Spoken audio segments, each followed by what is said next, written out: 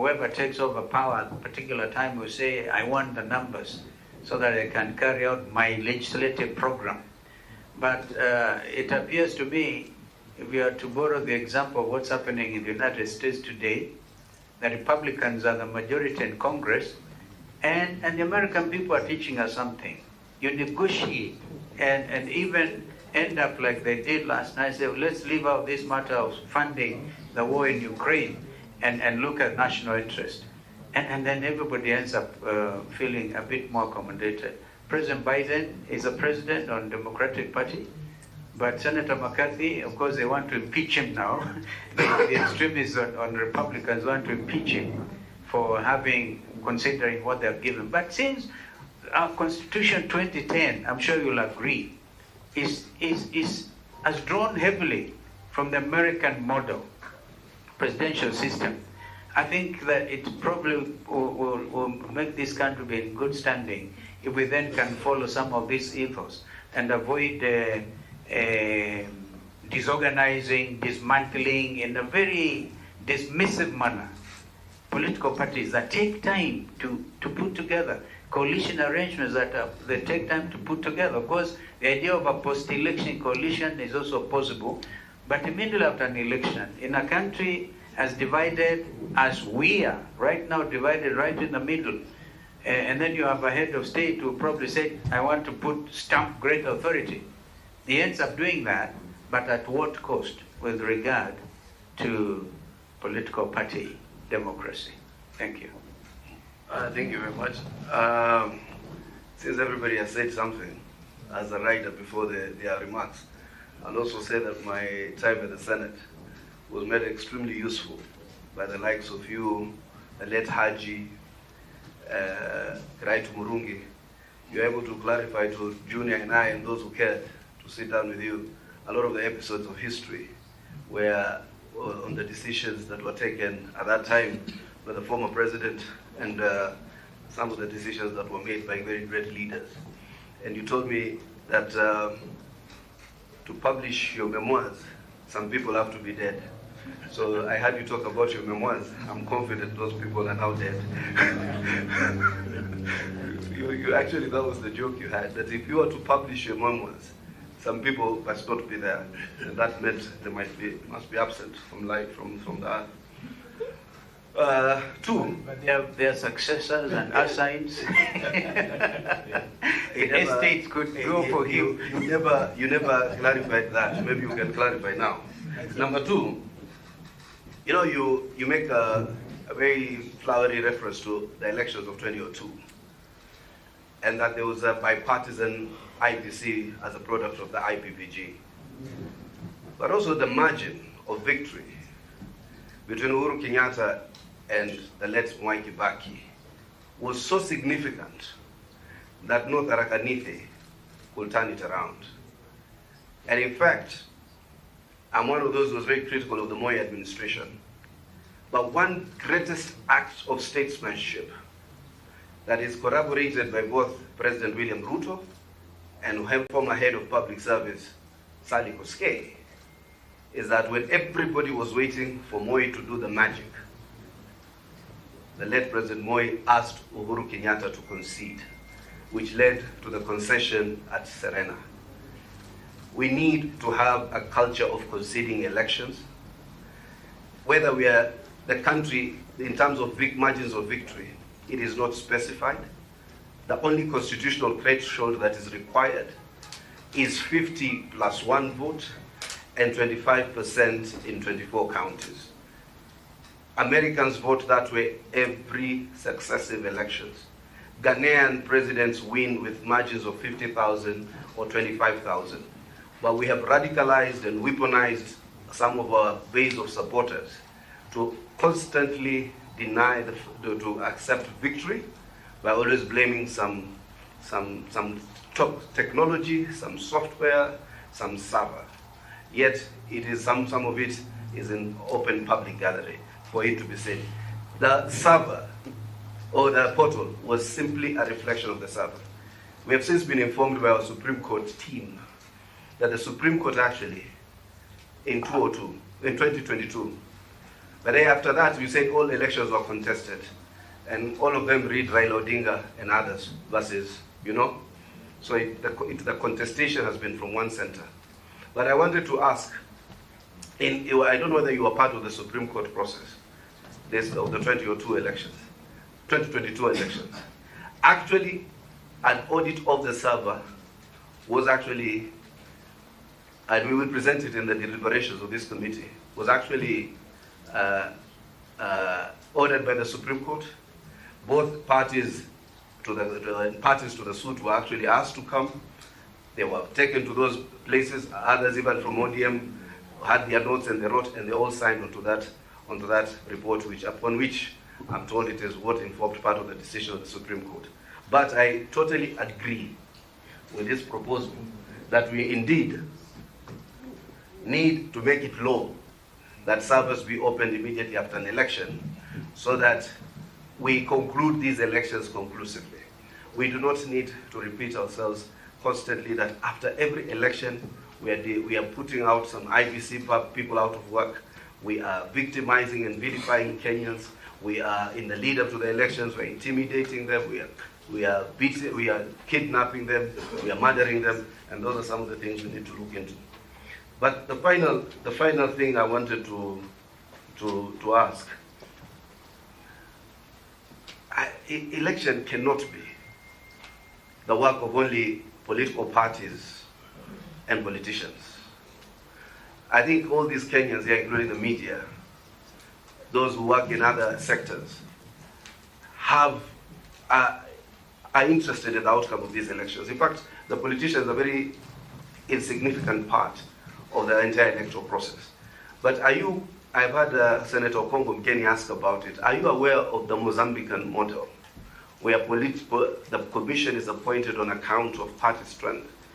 And it is not usually cited as a best practice, because it is in the interest of those commissioners in terms of survival to ensure that the party that nominated them continues to win.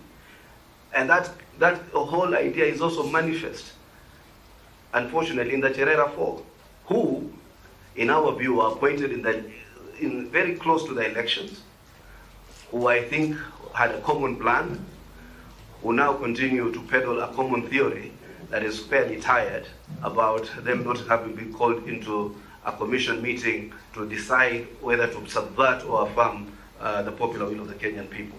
So I wanted you to speak to the partiality of these people who are nominated by political parties, who, in my estimation, are more prone to subvert an election than to affirm it. I think those are my. Though I totally agree with the strengthening of the Senate, it's not only strengthening of the Senate. We must take the courage and deal with this issue once and for all. This is a fallacy. Senate must be the upper house of Parliament. Thank you. Senate, just a minute, must be the upper house of Parliament. How do you get elected in 6 constituencies, 12 constituencies, and then you are told these two houses sit side by side? It's not practical, it's not logical. Okay, thank you. Eugene? Yeah. Sorry. Chair, Before Eugene, sit like a point of order. Yeah, sort of. But first, let me say my apologies. I came from the Council. You don't need to. We had elections of the office bearers for the Council of Governors. But Chair, I'm just concerned that we, the committee, are taking too long to seek clarifications. Chair, you took about 15 minutes. Hassan has taken 15 minutes. There's a whole list of people. So just out of concern, can we go? No, thank you. You took long. Could we at least take 2-3 minutes? A point is taken. Cicely, we hear you. Yeah. Please, Eugene. Thank you very much, Honorable Chair. The gentleman before us happens to be my namesake. The only thing I blame him for is I think he made the name Amos more popular than Eugene, but his name is actually Amos Eugene. And one thing apart from sharing a name with him is that we share a love for Shakespeare. This gentleman with my late brother, true Shakespearean. And your presentation really touches one of Shakespeare's famous lines, to be or not to be. in Hamlet. Indeed, there's a tide in the affairs of Yeah. men. This is a tide. You Yes. don't catch it at its height. Yeah. This country could go hayway. Anyway, continue. Just Yes. So the elephant in the room, and I'm very happy that you've touched on the critical issues. We have about 5 issues. We have 25 days to go. And you are not just speaking to us, you are making recommendations in terms of way forward, and I'm hoping our secretariat is capturing this. And on each issue, you have left us with a clear recommendation. One of those is the issue of to be opened or not to be opened, to be or not to be opened, the service. That has been a hot political potato.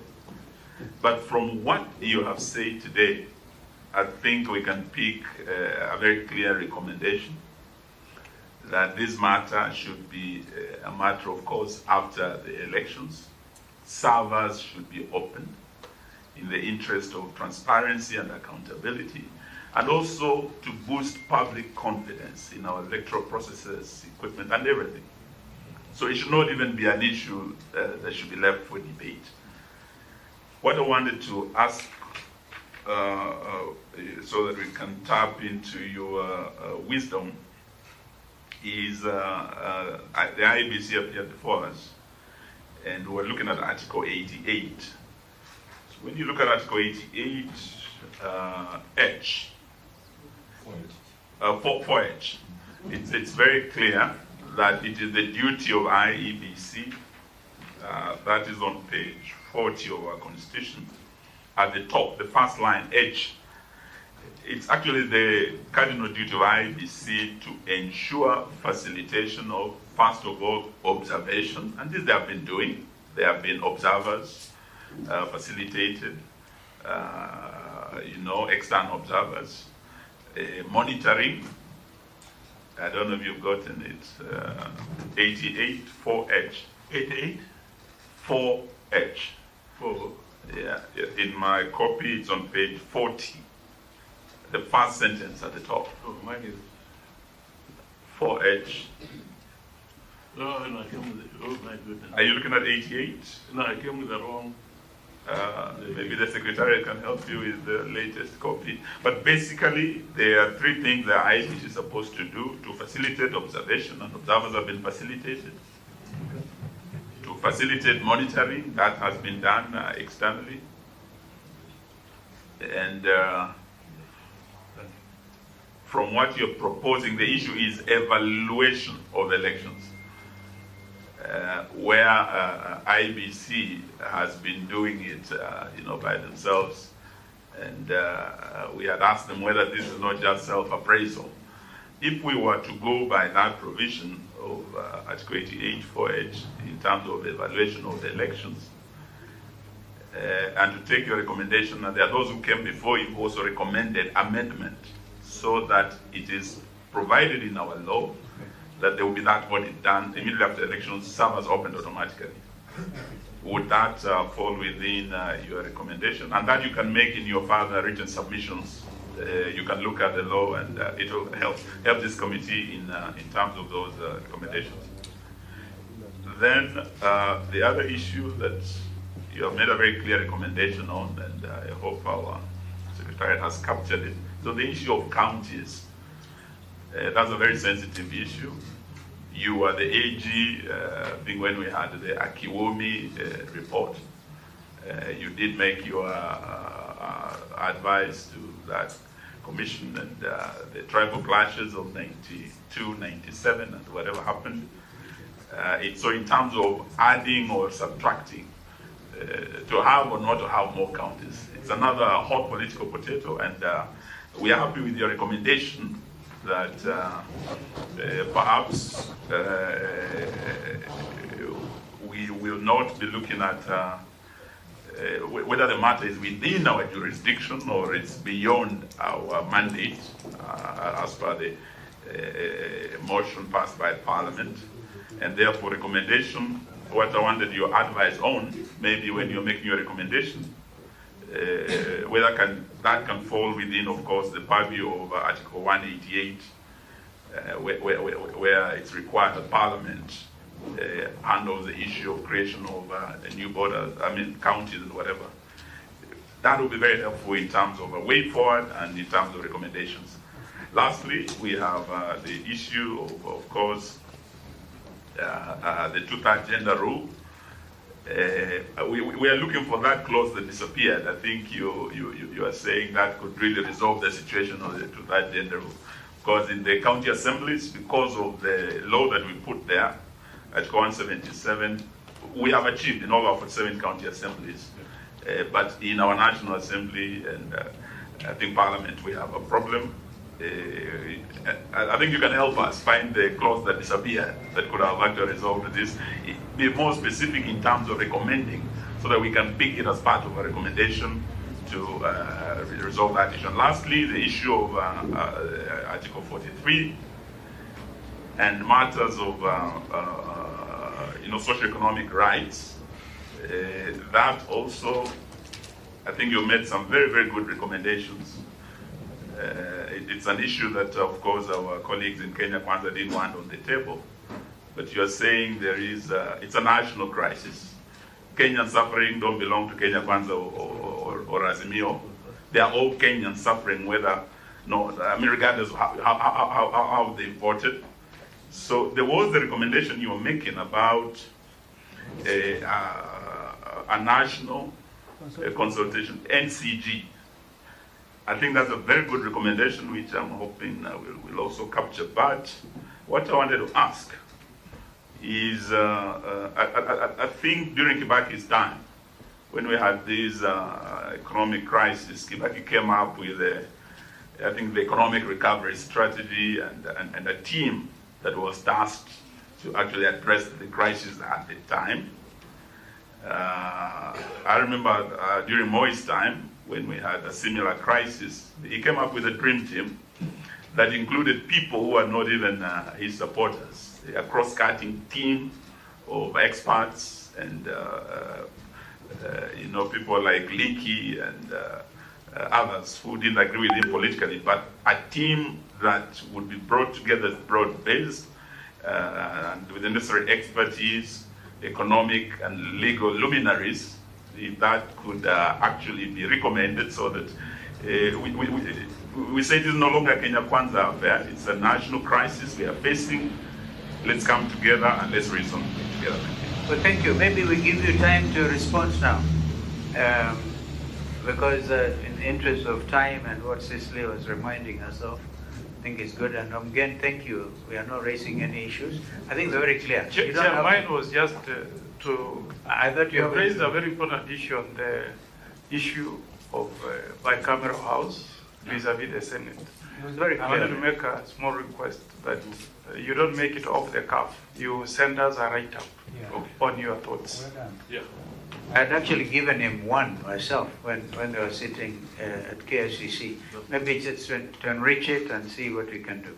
Over to you, Bwana Amos Wako. I wish to, my eyes are Mose. I'll start with which text should he use. Let me use this one so that I'm not now seeing it clearly. First of all, let me thank you for the comments you have made, which have all been very positive, and that's the way it should be. Mr. Chairman, your committee can even make proposals for amendment. I do not think that the proposal that political parties appoint in any way contradicts the Constitution, but if you feel it somehow it contradicts the Constitution, but you like the idea, then you can do a slight amendment. And if you want me to help you, I can do it.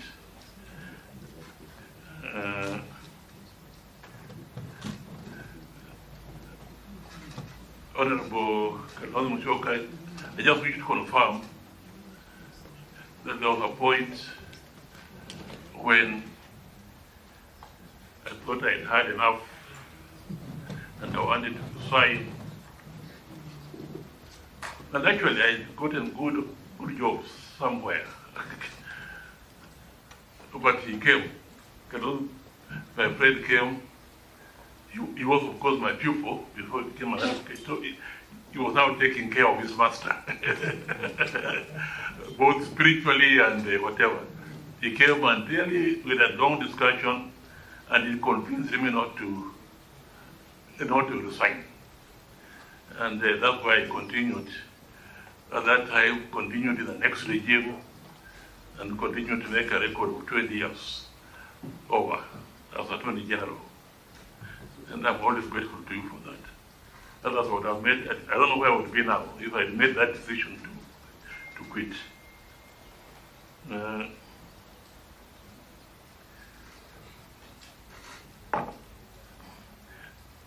Honorable Kalonzo, you asked about fidelity to political parties.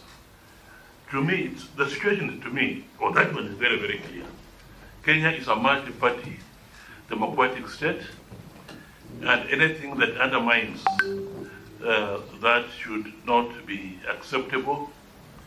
But more important to me is that wananchi, the people, the sovereignty of this country rests in the people. And the people, you have gone to them and you have said that I'm now in this party, these are my programs, and on the basis of that, they have elected you. And maybe you decided to stand on that party because you knew that party was popular in that area. And therefore, for you to be elected, you must be a member of that committee. So you are going there under false pretenses to be elected, and then soon after election to go somewhere else. That is deception to the people of this country. And we should be very firm on it. I agree with my, if you go to the parliamentary record, what Tom Boyer said when in the parliament, when they brought up that law that if you resign from the party which elected you, then you must go back to the people and have a by-election. I agree entirely with what Thomas Joseph Boyer said. You should have the courage just to resign and go, rather than say, I will not go. I'll use the processes of the tribunal or the court and so on. And by the time they decide, my time will be over. I've heard such statements being made. And really, that is arrogant impunity of the highest order. For you to sort of agree, I've left. And you are now on the other side. And then you say, but nothing will happen to me because I'll use the system to stay where I am now until the next election. You know, it's a gross abuse of the system that is there. And such approach should be discouraged and discouraged completely to me. So, we should make it easier for such people to resign, and not make it easier, not so much for such people to resign, but we should make it easier for the institutions that deal with such matters to make quick decisions, and if there need be a by-election, let it be a by-election, rather than boasting that we are going to use the courts, the tribunals, and so on, which will take you round and round until the 4 or 5 years are over. Really, all of us around this room, we should detest that type of approach to our politics. We are not maturing enough. We should, by now, we should have matured enough. Not even to say that should be an embarrassment to yourself. And they say so again with the pride. This is wrong. This is the original part of our Kenyan politics is really that. So I think I've answered you, Mshoka, that one. The answer to Mary, yeah, thank you very much. We have been together for many years. Safari Park particularly, and so on. And the comments we made about 2002 elections, the margin of victory was such that they could not be tampered with. Who tells you that? I've been in the system. If I wanted to table that, I would have done it. We have a recent example here in Gabon. Gabon, what happened? Did the Electoral Commission announce so and so has won? But when they opened the server, what happened? And yet the result of the election announced in Gabon, the gap was so wider than the 2002 elections. I think it was something like 17% versus 7%, but they had done it. I'm just saying this to give credit. Let's give the credit where it is due, that the Electoral Commission did a good job in that election and announced the results which reflected the wishes of the people of Kenya. And that Electoral Commission was actually composed of people, commissioners, nominated by political parties of the day, as therefore it's possible. Now, when you say that people nominated by parties will be partial and so on, yeah, it's true. But you see, if you don't give political parties, particularly the 2-3 big ones, that chance to nominate their own people, if they have to go into the system of maneuvering, manipulating the selection system to make sure that the person is there, the type of person they'll nominate will not be a person of gravitas. It will be a sycophant, and therefore he'll be influencing. It'll be there to disturb the situation and so on. So that's why it's good just to accept the situation the way it is. Say, you are the big guys, nominate. But there should be people of gravitas, and they will do so. Rather than making them go under the table, manipulating, and making sure that their sycophants are nominated. This question. But anyway, thank you very much for putting order in the discussions. I can tell you that Cecil Mbadira is the governor of Embu. We also have a claim on her in Busia. Yes. So we are very proud of her in Busia also.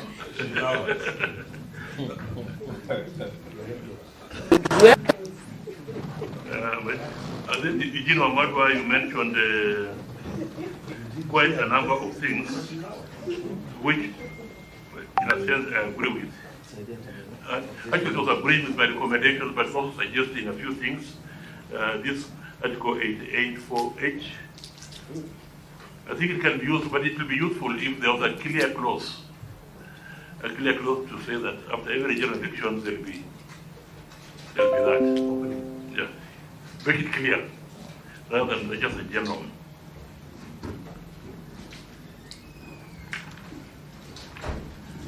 I think that's basically what.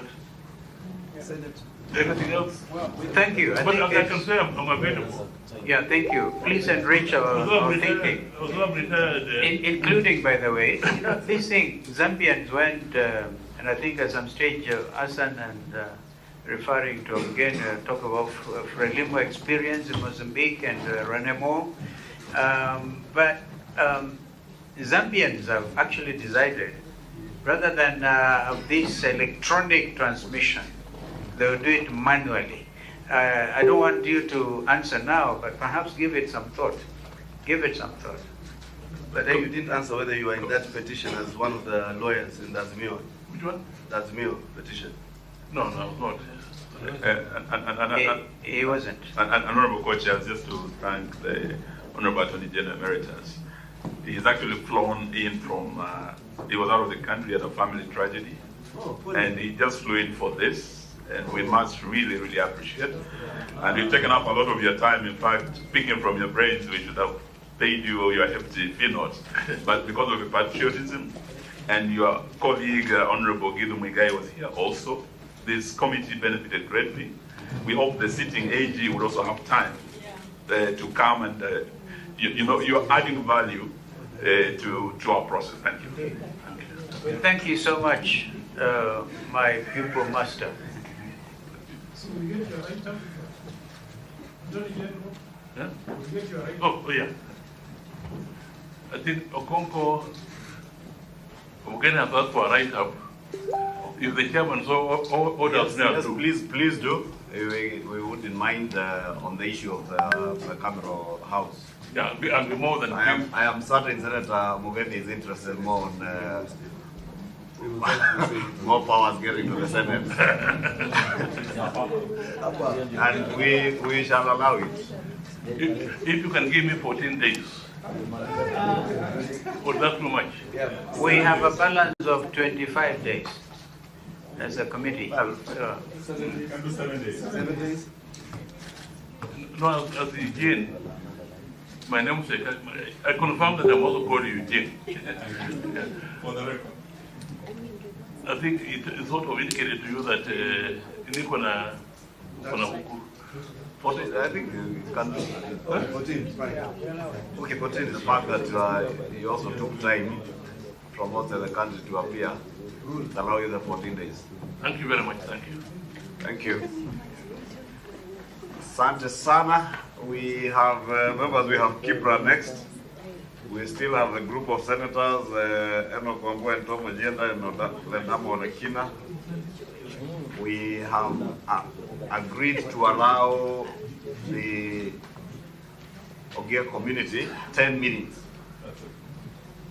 And we have agreed with them strictly 10 minutes because of time. And we still have another 4 groups.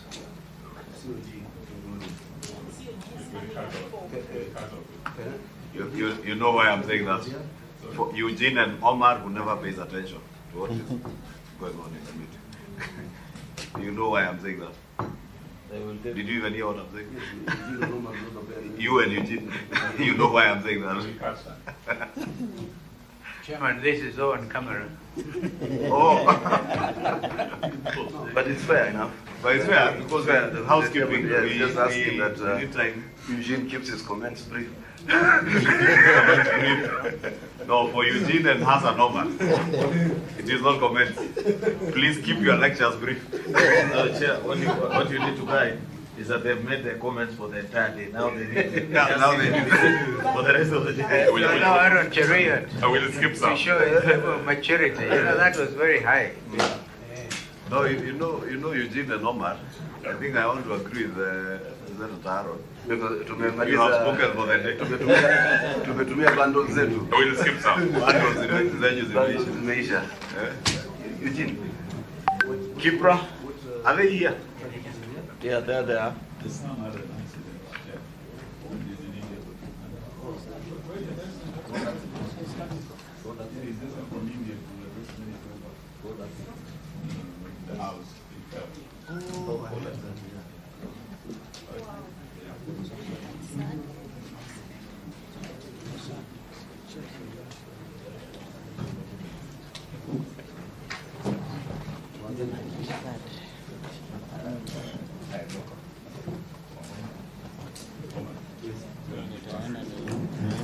Thank you. We will allow you to pass. Kipra, karibuni. We'll do a quick round of introduction. From my right, Senator Mugeni Okongo, Senator Nyamira, Honorable Amina Malindi, Honorable Eugene Wamalwa, Honorable Pio Andai, just stepped out, His Excellency Honorable Musyoka, Senator Omar Hassan, Governor Cecily Mbarire, Senator Aaron Cheruyot, who is our majority leader. Mine is Kimani Ichung'wah. Karibu, you can equally do a quick introduction. We'll give you 10-15 minutes. Are you able to do yours in 10 minutes? Thanks very much, Chair. Is that you do not need affirmative action. Huh? So I'm going to, thanks very much. We are really grateful to be here. I'll start by introducing my team. On my right, I have Dr. Elda Onsom, who is a director. And then on my left, I have Irene Mithia, again a director at the Institute. And my name is Rosungugi. I'm the executive director for Kipra. Yeah, thank you, sir. Okay, Rose, I think what you didn't get what His Excellency was saying is Yes. saying you do not need affirmative action in terms of the female gender balance, but you may need affirmative action in terms of boy child. So, Karibu. Yeah, thank you very much. I think you've asked whether we can do it in our contribution in 10 minutes. We'll try to do that. First of all, is to say that we received an invitation to this committee on the 19th of September to make a presentation on any of the 5 issues that the National Dialogue Committee is focusing on. And Kipra, we have a submission on one of the issues, and that is on issue on outstanding constitutional matters relating to the Article 43 of the Constitution, the cost of living, and related issues. The Article 43 of the Constitution on cost of living and related issues covers various aspects, these including economic and rights of everyone in Kenya. That covers one, highest attainable standard of health, adequate food and of acceptable quality, matters to do with housing, matters to do with clean water, social security and education. And this is what we are focusing on, given that at the moment what we are facing is rising cost of living and also inequality. And we also look at this as basic needs for each and every Kenyan. And since independence, sessional paper number 10 of 1963 identified 3 basic issues for Kenyans, and that is matters to do with poverty, issues to do with hunger, and also health. And these things have continued even in the Vision 2030, the Big 4 agenda, and the better. Matters to do with the basic needs of Kenyans have continued to carry the day.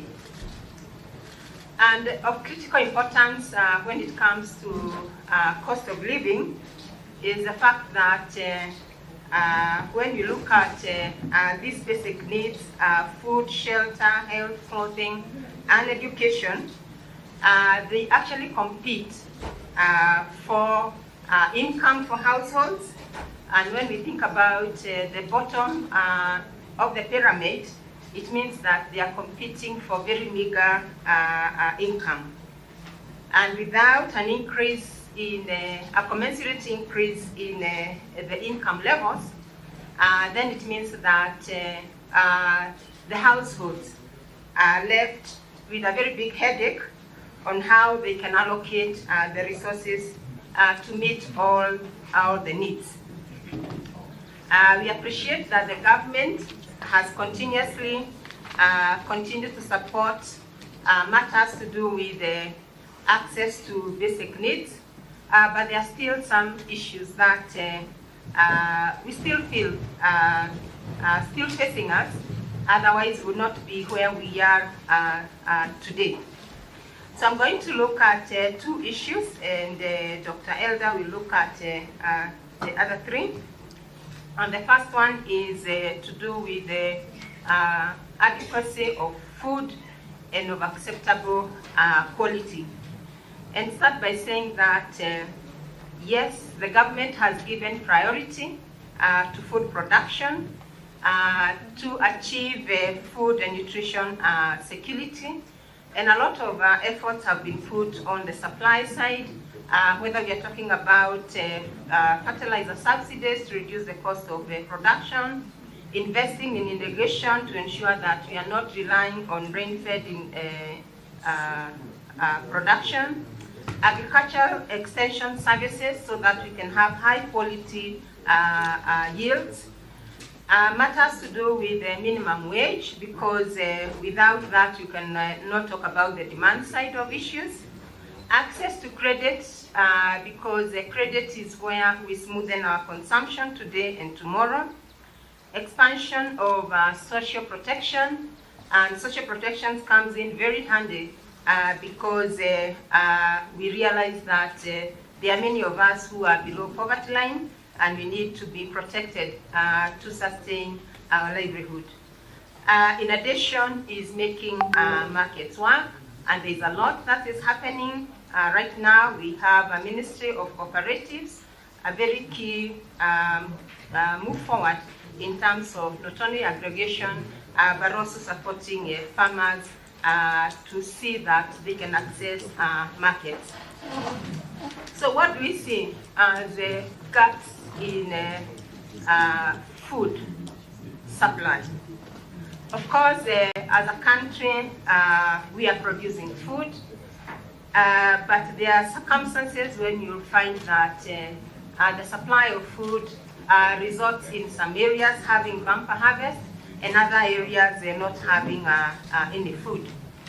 In addition, you'll also find that when we have good rains, we have bumper harvests, but during drought situation, we find ourselves again struggling with food supply. It means that there's one element we are not exploiting, and this is the value addition, which we do through manufacturing. And manufacturing costs are high. One, given that for you to do food manufacturing, you're actually relying on inputs from agriculture, and agriculture output is actually susceptible to drought situations. So during drought situations, we find we don't have adequate raw materials for manufacturing. In addition, you'll notice that in manufacturing, food manufacturing, majority of the farms are actually micro and small enterprises, which of course we know face a lot of challenges, including technology, as well as sourcing for this raw material. So on the supply side then, you'll notice that we have not managed to smoothen between bumper harvests and when we have drought, and therefore we don't have adequate food. On the demand side, you'll notice that we have a registered minimum wage, and this minimum wage covers about 77% of our workers. We have seen over time that minimum wage has been actually reviewed upwards, and the last time that it was reviewed upwards is in 2022 by 12%. But the increase in the prices for essential commodities went up by 22%, which means that the purchasing power for households was actually reduced. And given that in Kenya, households spend over 50% of their budget in food, it means that with an increase in the food prices, without an increase in minimum wage, it leaves the households at a very weak position to manage their basic needs. Further is the food inflation. If you look at inflation in Kenya, a key significant contribution is food. Like last year, on average, the overall inflation was about 7.7%, with food inflation at 13.1%, almost double that. So anytime we therefore think about food, it should be the first priority, it should be our second priority, it should be the third priority if we have to manage the welfare of Kenyans. And for this reason, it's important to think about how we can diversify our crops, how we can support the production, as well as how we can actually enhance the earnings of the households so that they can smoothen their demand for food. And lastly is also the social security, social safety nets, which can come in handy for the vulnerable groups when we have food price shocks. And of course, we know that we are moving very well with the early warning system, but the key question is how we actually manage to put everything in order such that when we have drought, we don't face the same situation that we had with the prolonged drought that started in 2021. Dr. Maybe if I could guide you, you're already 7 minutes and you've already tackled 1 out of 7 issues. Meaning if we move at that pace, we'll probably finish at 3 and will not be doing justice to the rest of the country and other stakeholders who have been waiting. I want to propose that don't take us through the entire paper. It's a very good paper, very well written, and just give us highlights. Okay. Don't go through item by item the way you are doing it. Thank you. Thank and I'm sorry, I know you're an academician, so you are very tempted to take us through a class. Yeah. And I'm also a former lecturer, so yes. also give a I saw that danger, Mwalimu.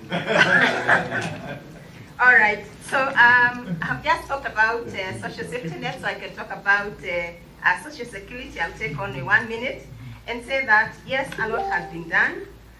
But the kind of gaps that we are realizing is that if you look at, say, for example, the hunger safety net programs, we give households about 2,000 per month. And these are mainly, for example, in rural areas. And the poverty line, going by the 2015-2016 household survey, is actually at about 1954, which means that we are giving them just at the poverty level. And when there is an increase in prices, this is not revealed upwards. So they are left actually, they actually drop down the poverty line. When it comes to poverty across the children, what you'll notice is that 4 out of every 4 children actually facing a significant level of poverty, which has implications in terms of their nutrition levels, and we shall discuss the situation later. But I want to say at this point that when we don't take care of children at that very beginning, the country tends to lose about 6.9% of GDP to malnutrition, and a core element is in productivity, which is about 6.5% of GDP. So going forward then, we are saying that we need to look at the social protection such that in addition to minimum wage, we go beyond that and see to it that we are providing affordable transport, housing, universal health care, and education so that we can leave the households with adequate budget that they can allocate to other things that they need in life. And also finally is to address matters to do with social mobility. From our research, we found that poor households tend to get to poor situations because even when we have social protection, which are not well targeted, then poor households are not benefiting. And if they don't benefit, they don't take their children to school. If they don't take their children to school, the children actually end up being poor. So to break that, it's critical that we look at how we target our social protection to allow for social mobility for those at the bottom of the pyramid. Chair, I'll give 5 minutes to my colleague here, Dr. Elder, and I'll tell her to use just 5 minutes. I think 5 minutes on the high side. Yes. Thank you, sir. I'll take us through the following areas. I start with health and nutrition. The government, as we know, is implementing a number of interventions, starting with the universal health care. We also have a lot of support when it comes to provision of food. We have a lot of support when it comes to production of vaccines. However, a number of issues remain that are outstanding. First is the high out-of-pocket spending. And this is basically because we have emergence of non-communicable diseases, because the country is transitioning from the higher incidence of communicable diseases like malaria, which is being tackled, but now we have new diseases like hypertension, we have diabetes, we have cancer, among others. All those constitute the high cost of out-of-pocket. We have a mismatch between what we are spending and the outcomes of health, particularly when it comes to the overall human capital of the country.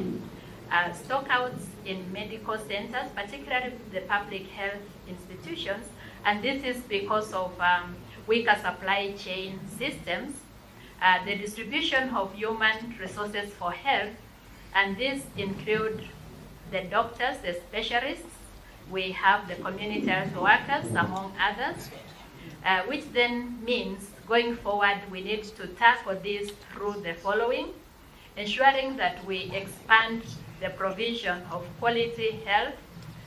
This tackles support for households, and this can be through the universal health coverage. We need to improve the budgetary allocation and utilization, because primary health is one of the default functions, and here the counties have a key role to play, particularly from the prevention, nutrition, and also ensuring that we access public utilities like water, which are key. We also need to look at the redistribution of healthcare workers. When it comes to housing, this is a key area because in the Article 43, each Kenyan has a right to quality housing, and this is housing that has amenities, but the key gaps can be tackled through exploring effective land use planning and management policies, which ensure that all the population in the rural and urban areas, particularly in the informal settlements, have access to housing that has amenities and housing that helps them attain the basic minimum as per the Constitution. We also need to balance between the development of our infrastructure such that every Kenyan can access that pertains to quality and also the standard of accommodation. When it comes to clean water and safe water, we know the amendment of the Water Bill 2023, which supports partnerships, but we have outstanding issues which relate to access to clean and safe water in the informal settlements, arid and semi-arid lands, and even in the high potential areas where we still have poor water harvesting systems that we can leverage on as a country, and that then compromises the quality of water that the Kenyans are accessing. Going forward, then, we recommend the need to enhance investments and capacity development in rural and the informal settlements. We need to look at the water management, particularly wastewater treatment, which requires use of technology and also high capital investment. When it comes to water harvesting, it will be important to put legislative frameworks in place, particularly in the public places where we have high levels of space in terms of roofing that accommodates water when it rains, and that can be harvested for use not only in the urban areas where we have most housing, but also even in the rural areas through the piping. Finally, on education, in addition to the reforms that are taking place, we find gaps in terms of inequalities to access to education, particularly in the post-primary education, which we know is key where skills are being developed. Interventions then could relate to addressing inequalities in access to quality education, and here technology has a key role, and hence need to look at how to have universal access to internet, particularly not only in schools, but in homes and in public places, looking at the safety of children online, and also improving school infrastructure by increasing also community awareness on their role in provision of education, both at the basic level and tertiary level, which we know is very key for skills development and also human capital development. Well, we thank you. Does your colleague want to add anything in a minute? We don't want to feel deprived. But please notice, we thank you for accepting to even give us a written memorandum. Thank you, Chair. We are satisfied with the submissions, and we look forward to further engagement. Thank you. Well, thank you.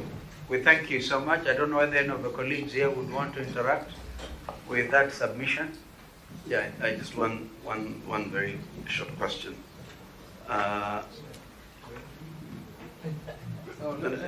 We shall hear Honorable Hassan Omar in absolute silence.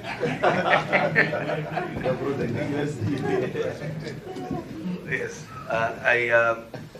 there's a very well done paper, and I always have a lot of respect for the work done by Kipra, and I can see once upon a time your former board chair, Linda Musumba, is there with us. My question is that as you make all these analysis about government interventions, particularly in terms of mitigating the cost of living, can you either forecast the impact it has had or forecast the impact it will have? Like you see, we said we did a G2G, government to government on the fuel. That was supposed to ease the pressure on the dollar, so that then we don't have scarcity of dollars like what is happening in Tanzania. And in addition to that, to try and keep the rate of the shilling against the dollar, at least to mitigate it.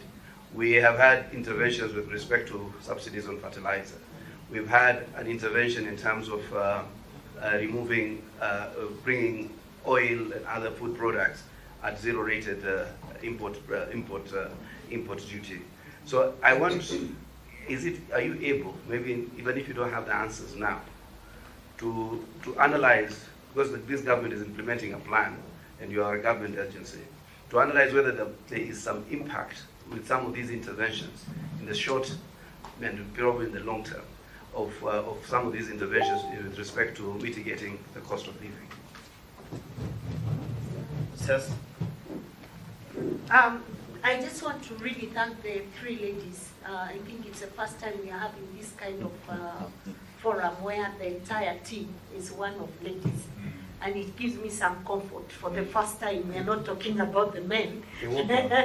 and just to let you, actually, I am very keen to know whether, just taking up from what Hassan has said, are you analyzing the impact of the government programs that are there in the plan in relation to the issues that you've raised? For example, I'd be very happy to hear from you what has been the impact of the subsidized fertilizer to farmers in relation to the last season, and has that improved the quantity and quality of food? Are we there? Are we there yet?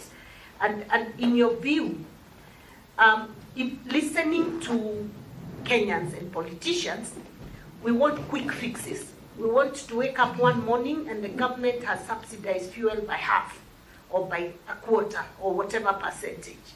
We want to wake up one day and we have subsidized maize meal so that it's now below 150. And we saw that attempt in the last regime.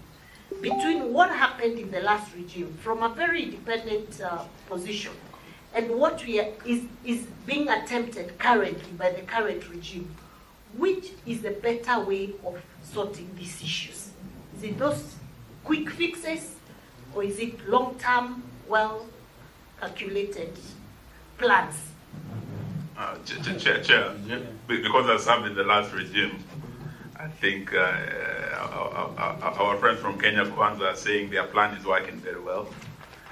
We just want to know, because this plan is called bottom-up economic transformation agenda better. This plan was supposed to make lives better for Kenyans. In 100 days, now it's a year. If this plan has worked, as my colleagues are saying, and we have a bumper harvest, why is it that we're importing yellow maize now? Can you explain to us? Many of us are farmers. We don't understand. It's very worrying. The last time we ate yellow maize, I was a little boy in the Nyayo era. Are things okay? Is the plan working? May I clarify something about the yellow maize? And this is so important, especially for the Honorable Eugene Wamalwa. The yellow maize is coming here to strictly help us with livestock, animal feeds, poultry, livestock. Because what the government has realized upon analysis is that the cost of animal feeds is too high to keep farmers in profit. And that's why we are bringing in cheap yellow maize, not for human consumption, I repeat here, not for human consumption, but for animals. That's the purpose of the yellow maize. So Eugene Wamalwa, be sure of that. And that's why we're giving fertilizer for proper maize for human consumption. Okay. I think, Chair, we live in this country. This is a country where we've had sugar being imported and mixed, brown and white. Once you open the door for yellow maize, what controls do we have? That's the worry of most farmers. We have a bumper, we are harvesting. I just came from home now. Why you bring us yellow maize now when we have a bumper harvest?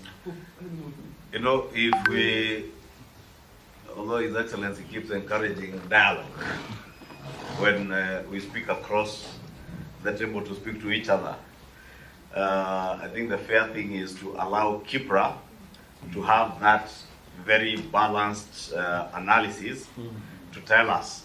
Because, for instance, speaking from where Cess is sitting, I may have the view that the subsidies, consumer subsidies that Honorable Eugene's government did in the last regime did not work. If anything, they left all those bills to this regime to pay.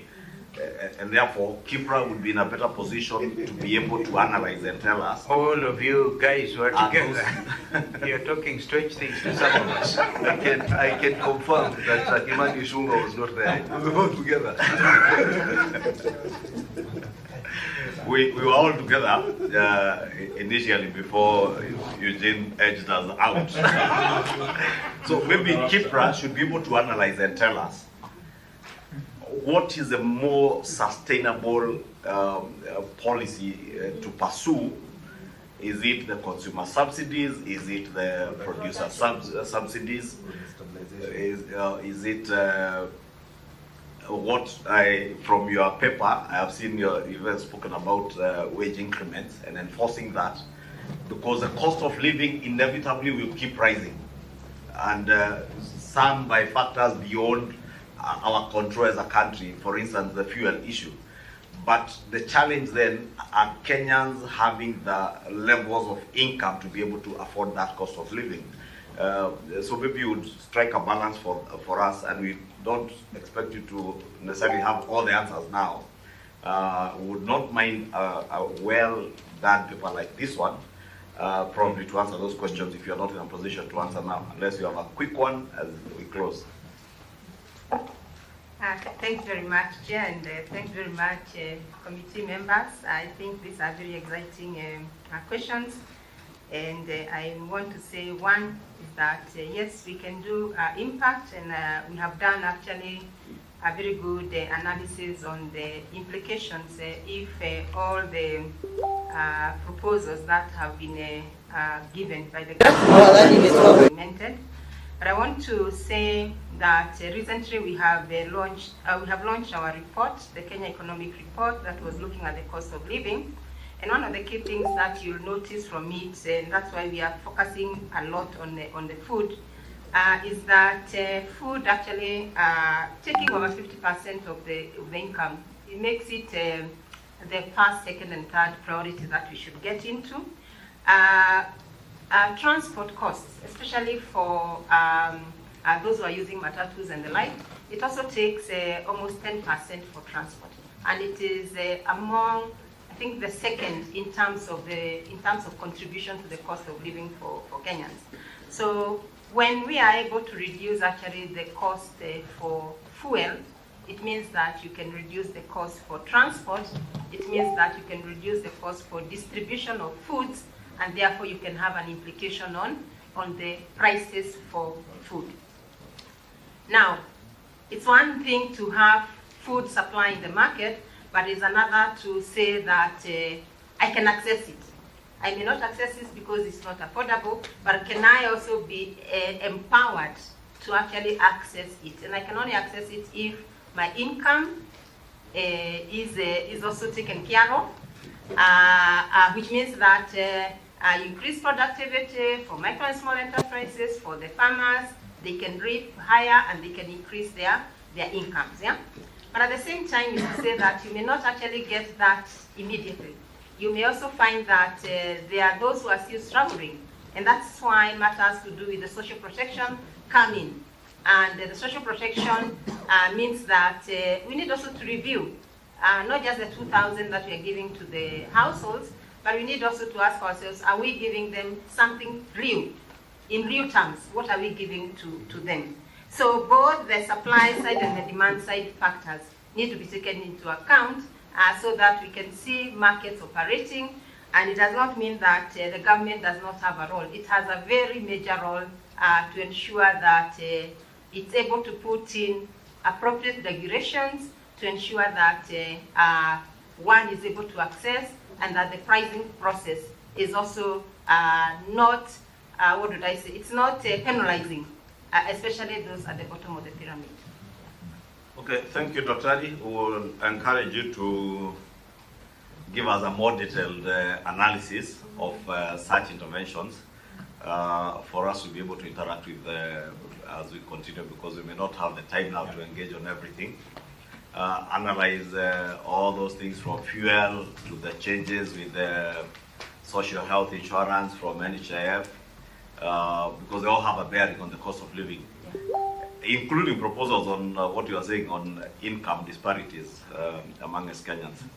Asante sana. How soon can we have that? Yeah, how soon can you be able to do that?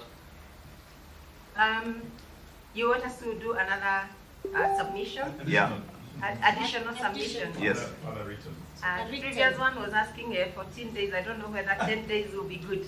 Yes. 10 days, fair enough. 10 days. Okay. Okay, thank you very much, Dr. Ali. Thank you. And your team. We have next the Ilchamus community. Please, Sergeant at Arms, usher them in quickly. And we agreed we are only giving them 10 minutes because they are not even in our program.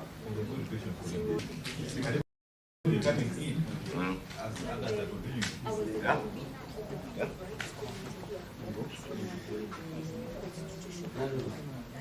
Then we can come and wait. We start. Senators Karibu, then usher in the Ilchamus community to sit right behind Senator Wambua and Senator Ojienda. And not everybody. Sergeant at Arms, they must select a small group. We don't want the drama of people coming to sing here.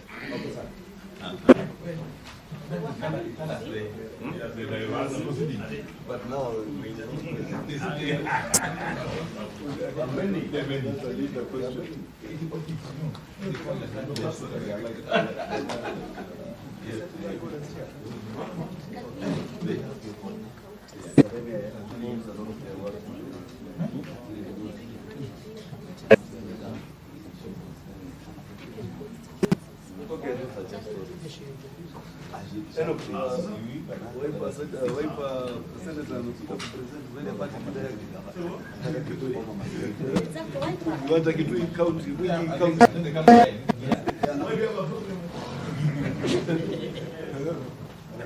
Are you alone, Senator? Or Senator Ojienda?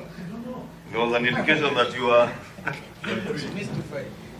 you are to appear with Senator Ojienda. Why don't you allow us to listen to Ilchamus then, as you wait for your colleagues? Find out where they are. But maybe they are not presented together. Chair, They're all separate. We were informed, Senator Wambua. I need to be guided. Yeah? I need to be guided. I'm here on account of a memorandum that I sent to this team. And in our meeting last week, we proposed, and I think it's Senator Mugeni who told us that there is a bicameral issue on the bicameral parliament that you are coming to present together with the Dama and Senator Tom Ojienda, because for the other individual member of parliament's memoranda, we had resolved to interact with the memoranda and avoid the face-to-face engagements, since we have not also accorded the same to other Kenyans. And we said in the spirit of fairness to other Kenyans, we interact with your memoranda just like we interact with all other Kenyans' memoranda, unless it is a group, and that's why we were convinced by Senator Mugeni there was a bicameral issue that you had to present together with Senator Ojienda and Senator Olekina.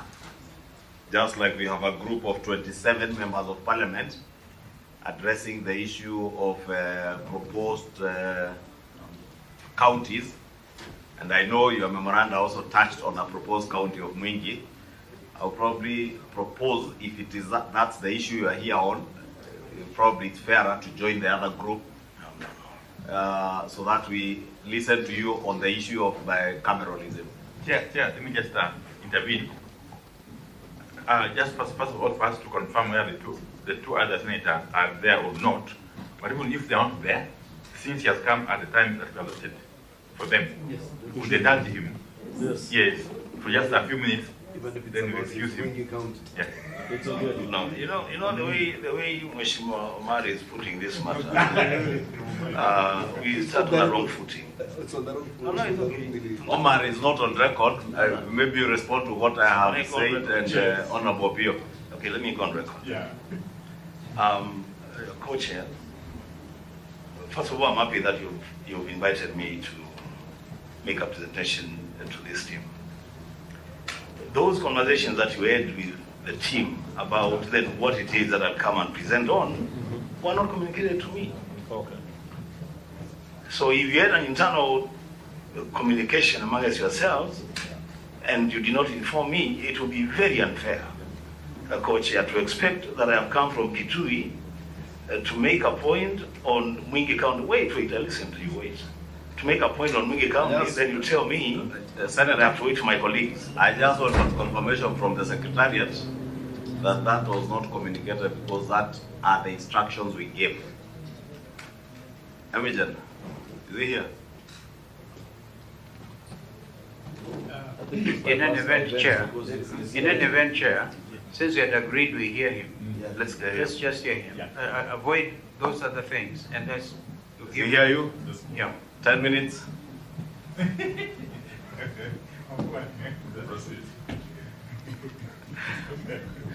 We have a whole list, Senator. Hey, that's okay. I'll make it 5 minutes. Please, we would be happy if it was even 5. That's okay. So I thank the team for inviting me, and as I said, my presentation is on a proposal that I sent to this team on a constitutional matter in relation to the creation of Mwingi County. Our co-chairs, for the information of this team, this is not a conversation that started yesterday. It's a matter that I've been engaged in since 2019. Those of your colleagues who sat with me in the Senate between 2017 and 2022 will remember that I brought this proposal to the Senate, and that time actually Omogeni was the chair of the Justice and Legal Affairs Committee. When we were accorded an opportunity to present a memoranda to the then BBI, I made the same presentation. And so I will take you through what it is that I'm thinking, and I will leave the final decision to the team.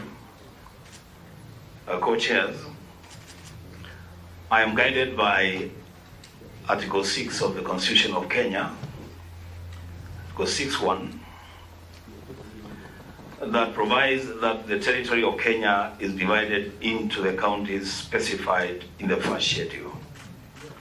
By that statement alone, it should be noted that the drafters of the Constitution were alive to the fact that there is no magic number in number 47, that the first schedule can be amended to create more counties or even to reduce the number of counties. So on the basis of that chapter 6.1 of the Constitution, I do make a presentation on a proposal to create a second county in Kitui called Mwingi. My idea, co-chairs, is what I would call authentic. It's an original, authentic idea. I do understand, as you have mentioned, co-chair, there is also a caucus of members of the National Assembly who are also pushing the agenda of creating additional counties in this country. Respectively, Mr. Chairman, a lot of that, again, is a Me Too attitude, that now that some people are asking for counties, will also ask for additional counties. My idea is authentic in the sense that, Mr. Chairs, the genesis of the creation of counties in this country under the 2010 Constitution was informed by a decision in Naivasha that the districts that had been created and gazetted around 1992-93 would be given a county status. At that time, co-chairs, there were 48 districts that were created up to and including 92-93. What the mistake was, Mr. Speaker, Mr. Chairs, is that the districts that were created around the same time that Mwingi district was created from Kitui district, including Tharaka-Nithi from Meru and Makueni from Machakos, were given county status because they had been gazetted as districts. Unfortunately, at creation, Mwingi district was not immediately gazetted, and for that reason, we lost out on a county status. The chairs, it is the same challenge that I found when I was elected the senator of Kitui County, that Kitui County had lost out on benefiting from the equalization fund because, again, of technical issues.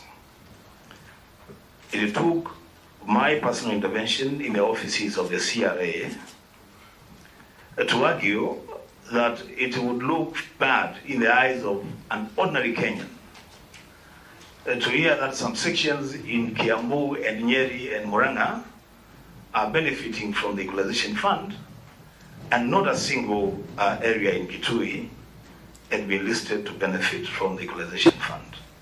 And that is how then the formula of moving from classifying marginalized areas in regard to counties was changed, and now they started looking at areas, villages, locations, where then you would have pockets of marginalization for counties to begin to benefit from the equalization fund. Co-chairs, my proposal is an attempt to cure an injustice vested and visited on the people of Mwingi, and by extension the entire Lower Eastern region, on account of a failure by the Office of the Attorney General to gazette a district. And I am urging this committee, the National Dialogue Committee, not to grant the invitation from any quarter to be bystanders as the people of Mwingi continue to suffer this injustice. Co-chairs and members, the object of this proposal, which I have presented to you, is to amend the Constitution of Kenya and to ensure that resources and services are brought closer to the people by splitting the expansive Kitui County into 2 counties. For the information of these members and for the record, the distance between the southern farthest end of Kitui, which is Athi Town, to the farthest northern end of Kitui, which is Usweni, is 350 kilometers. The distance from Bomet to Nairobi, traversing Narok County, Nakuru County, Kiambu County, and Nairobi, is 228 kilometers. So as you travel from Bomet to Nairobi, you have only covered half of Kitui County. And the beauty of our county is that it is settled all over. You wouldn't say that there are regions in Kitui County that have no settlements. So the distance to service, to take service to the people in the farthest end of the county is a challenge to the administrators, and that is why we are asking this committee, if and when, because I believe that there will be an opportunity to open the Constitution, if then that opportunity is availed, then you should consider correcting the injustice, the technicality on Mwingi. And I'm saying that we have 3 constituencies in Mwingi, which is Mwingi Central, Mwingi West, and Mwingi North, and a total number of 15 wards, which would constitute a county either from Kitui with a population of about 450,000 people, according to the 2019 annual census report. The Speaker, the Chair, as I move towards closure, there have been arguments against this push, and you heard them on the floor. There are people who will argue that it is too expensive to create an additional county.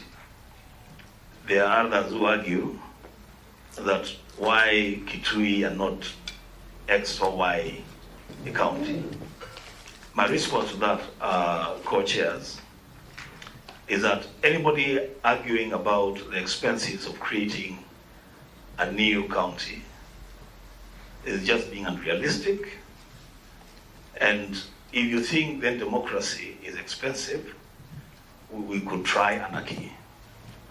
There is nothing in expenses that should stop a people, a population, from enjoying the benefits of devolution. Because we have comparative jurisdiction, co-chairs. We have counties in this country that are much, much, much smaller than the proposed Mwingi County, much smaller. I could mention just 2 or 3 of them. Kirinyaga County, with a landmass of 1,479 square kilometers, is a county. In fact, I make this joke, co-chairs, about Kirinyaga County, that the county is so small, and I'm not saying that they should be denied their status, no.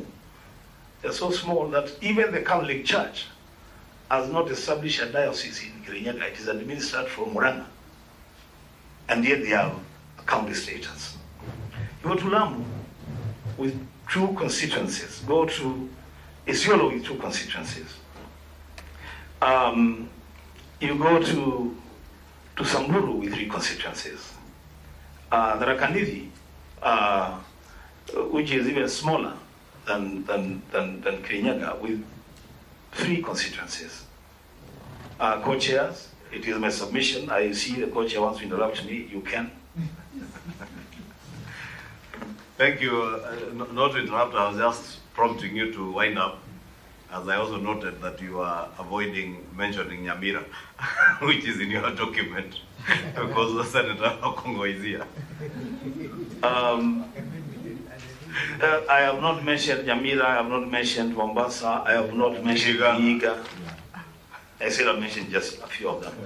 Nyamira happens to be one of those ones that I did not mention. Senator Wambua, you are cleverly avoiding Nyamira. No. Because of Senator Okongo Mugeni here.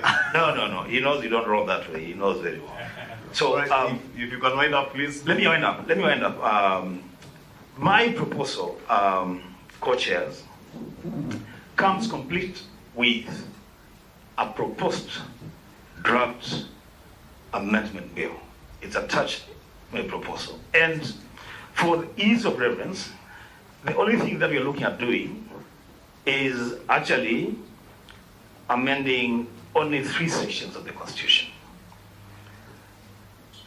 Article 97 of the Constitution, that makes reference to 47 women representatives. We change that to read 48. Article 98, which makes reference to 47 senators, we move to 48. And the same article 98B, the clause dealing with 16 nominated as women senators, because this proposal actually even cures on the gender representation. So we move from 16 nominated senators to 18 women, and then of course amending the first schedule. Thank you, Senator, since the proposal is attached. Okay. Members, just appear. A small clarification. Aaron, and thank you very much, Senator, for this very, very precise and concise presentation, and done so eloquently. Just one issue, for record purposes, if in your view, such an amendment would require a referendum or not, just that only. And then, just a light note on the issue of the Catholic dioceses. You know, even Siaya County is administered under one diocese together with Kisumu, despite them being too big. It must be very small. You know, Wambua is a Catholic, so let us. Certainly, he's not a Catholic. He's not Catholic. He's I see. Yes. So I'm not sure whether he has a diocese in Siaya or in Kirinyaga. Thank you. I sure do know they have a couple of churches. I'm not sure of that. Yeah, I know. Thank you, Chair, and thanks, Senator Wambua, for finding time to come. Now, I know how passionate you are about this particular cause. And my question to you is not to the people of Kitui specifically, and you who's a representative, but it's a wholesome team that appears before us. You're here. Right behind you are people from Ilchamus in Baringo County and spread out in other counties in Kenya.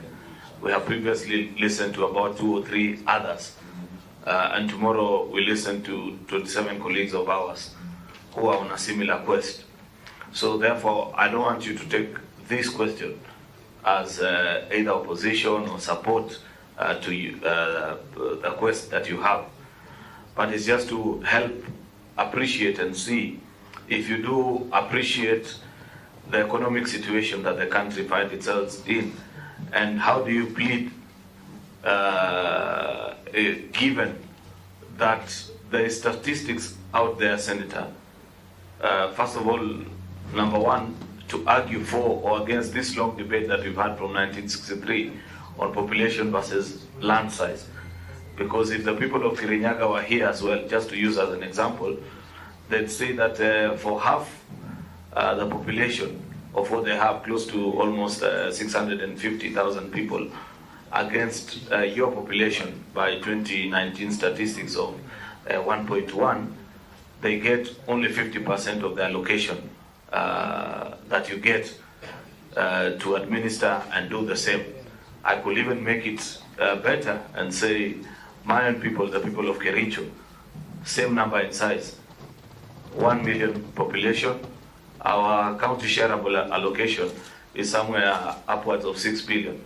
Yours is 10 point something billion. And therefore I could push a case and say, on account of population alone, it deserves to be similar. Therefore, it's a very complex debate, which when we have the challenge, and the reason why I'll ask you this, and perhaps not any other of the groups that have presented, is because you're a leader, we sit together in Senate, and you understand the intrigues and the difficulties that the country continues to face.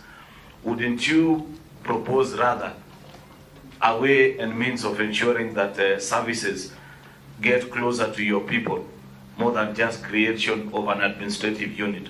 And you know this, Senator Wambua, that in all our 47 counties presently, and this is something that we need to consider in Senate in the next coming days, all our counties are in violation of Section 25 of the PFM Act. There is none that is devoting more than 30% of their shareable revenue to development. So therefore, what you end up doing is that when you create additional counties, you're giving jobs to perhaps a maximum of 1,000, 2,000 people, but what eventually gets as actual development to the people that you're seeking is only 20% of that. Haven't you thought of maybe of another way other than just creation of a county, of trying to ensure that your people get justice? I thank you, Chair. Yes, Senator, we'll allow you to quickly respond to those two. Yes, I will. Let me begin with I need to say this before you do that. You're quite right. The Attorney General Emeritus was sitting there before you, actually confirmed that he was the violator. He's the one who gave the list in order to break the stalemate, because some were asking for 100, others 18, and others. So he really used like a rule of the thumb and said those which were which had been gazetted as districts. And although Mwingi was announced, I remember that, about the same time Tharaka Nithi was given the district status, and Makueni, and Mwingi was just not gazetted. It's really, you're quite right in saying the office of the Attorney General let down the people of Mwingi, because that was the criterion that was being used. So I want just to agree with you on that score. I think your party leader, it feels good when your party leader agrees with you. Now I can deal with the rest. On the matter of the referendum, yes. I think because this will touch on the structure of devolution, then it's a question that should go to the people and let the people of Kenya decide whether it is something they want to do. I'm very clear about that. On the matter of what Senator Cheruiyot is asking, who is also my leader in the Senate, two things. One, he brings in the argument that I started with, the Me Too argument, that if you create Mwingi County, then other people will say, Me Too, and will give their reasons. But I am convinced, and my party leader has borne me out, that the reason why we don't have Mwingi County today is not because another person was given a county. It is because somebody slept on their job. The Attorney General did not gazette Mwingi County alongside Tharaka Nithi and Makueni. And on that account, now the people of Mwingi will continue to suffer injustice because of the mistake of one person. That's the way I look at it. Secondly, Senator Cheruiyot, this country is defined, Kenya is defined as its citizens and its land. And that's why a lot of presidents will say, we will not cede an inch to anyone, because land is important. So land mass is as important to this country as the population is. So the argument that there are people that have huge populations and small pieces of land, in my case, does not arise, because then what you lose in landmass, you gain in population. And what you lose in population, then you gain in landmass. And as I conclude, I say this. Devolution, Honorable Team, devolution has actually been hijacked at county headquarters. The drafters of this constitution, and that's why they are leaving that Article 6 open. They did not envisage a situation where when you create a county headquarters, now that is the end of devolution, things now should work properly from there. No. That should have been the beginning of it. That we should evolve further to wards, to constituencies. And by extension, then this one county, this just one county in this country, Mwingi, that was denied a right by the mistake of one person. I will leave it to you to decide whether you want just to say they lost and they lost, then let them live with it, or you may want to correct that injustice on account of the fact that we all agree, and the AJ Emeritus was here, as you told me, he has confirmed that it is him that did not gazette Mwingi. I rest my case. Thank you, Senator. And it is indeed true. He was seated right where you are seated, and he made that concession. We hear you and sympathize with not you only, but the people of Mwingi and many other Kenyans who feel that there is some element of injustice. But that is why we are here. We will consider yours and those of other Kenyans. Asante. Na kwaheri if you are traveling back to Kitui County. Or is it to Kuisha? You're doing badly. I thought you invite me for lunch. and unfortunately, Senator, and it's good because the fourth estate are here, and I saw the nation accuse this committee of gobbling up 100 million shillings. And I heard, I think over the weekend, someone saying that we are sipping expensive tea and champagne. We unfortunately have no facilities. We are here to get a shilling.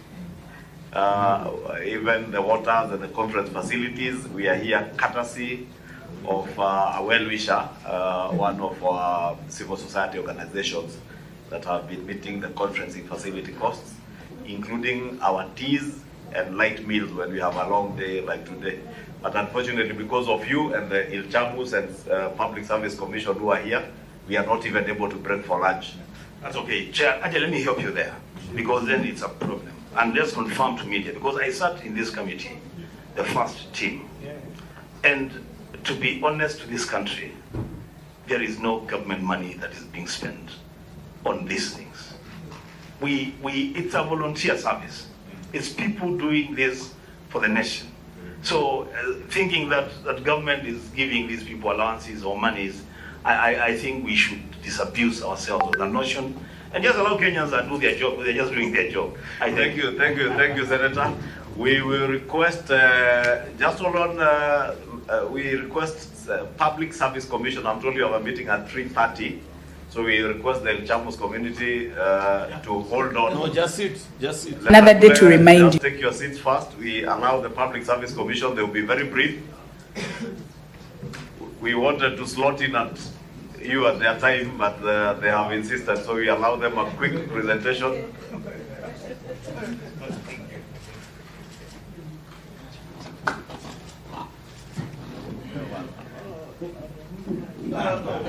Thank you. I believe you know everybody here. We will not bother you with introductions. Maybe you just introduce yourselves for the record and move straight on to your presentation. I'm told it's a very brief one. It will take 5 or 10 minutes? 10, not more than 10 minutes. Okay, thank you. Thank you, co-chairs, Honorable Kimani Ichung'wah and Honorable Kalonzo Musyoka, and the honorable members of this committee. Greetings from the Public Service Commission. My name is Anton Mushiri. I'm the chairperson of the Public Service Commission. And today I'm accompanied by my Director of Legal. Her name is Jacqueline Manani. It is a privilege for us to be here on your invitation, honorable co-chairs and members, to this most important National Dialogue Committee.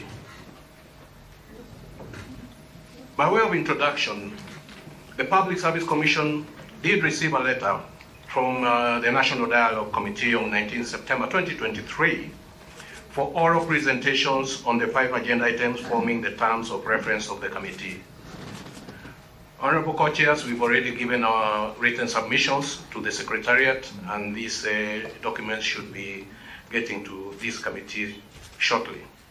The Commission does welcome and appreciate the invitation, it being a major stakeholder in the labor market of this country, as it is responsible both directly and indirectly in the management of over 300,000 public officers through various instruments developed and or approved by the Commission.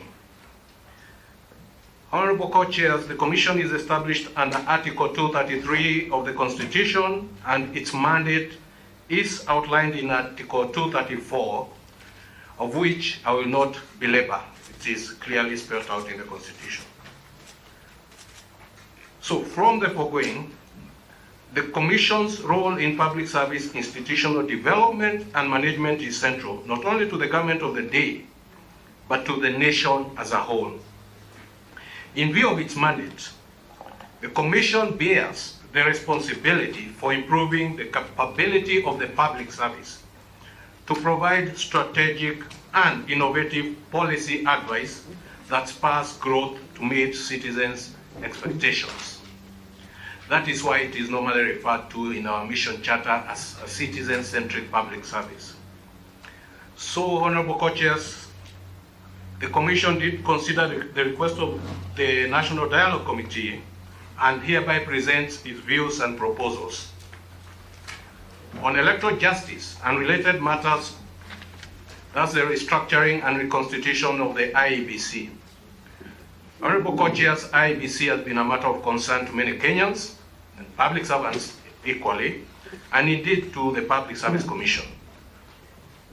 Partly because of the anxiety raised by its decisions in all